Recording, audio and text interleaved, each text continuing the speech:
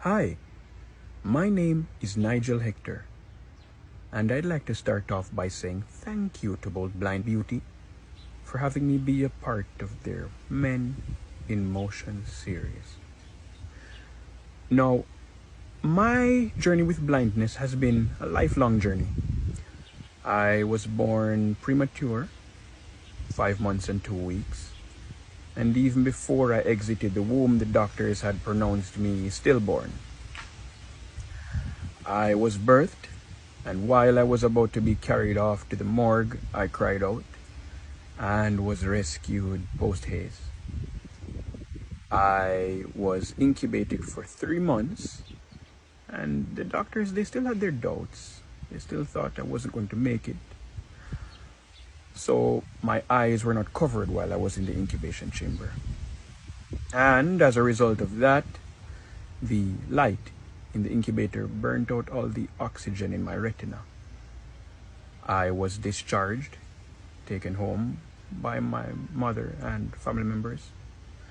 When I was about 6 months old, my mother and family members, they noticed that my eyes had a glossy look to them. So they took me back to the hospital, and I was diagnosed. My parents, they were told I was totally blind. Now, my early childhood years, they weren't different from any other young child growing up. Everything was pretty normal. I lived pretty normally. I lived a normal life. I played with all the kids in the neighborhood. I didn't feel left out or ostracized.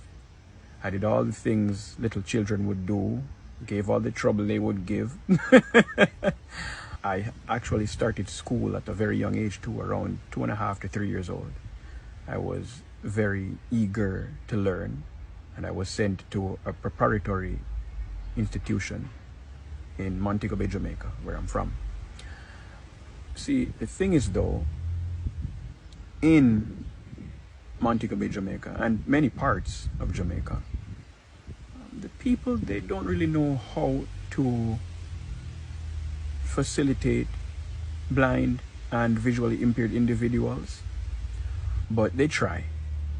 And while at this institution, I remember vividly the teachers, they would use construction paper and apply sand and glue to the paper to make letters and numbers so I could use my fingers and trace as a means of keeping up with the rest of the kids in the class, interacting, being involved, being a part of the lessons.